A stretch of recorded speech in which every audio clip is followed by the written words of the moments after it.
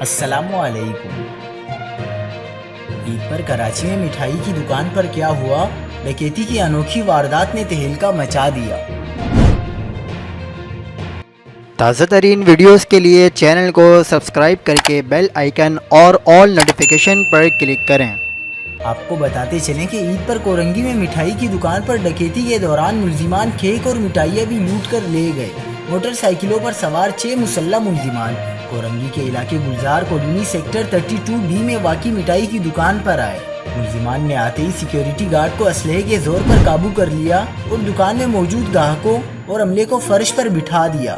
ملزمان نے cash counter سے نقد رقم لوٹی، جبکہ کیک اور مٹھائی بھی پیک کرا کر فرار ہو گئے۔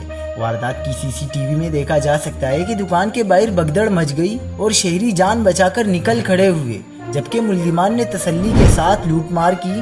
ملزمان کے فرار ہوتے وقت پرائیویٹ سیکیورٹی گارڈ ہوائی فائرنگ بھی کرتا ہے۔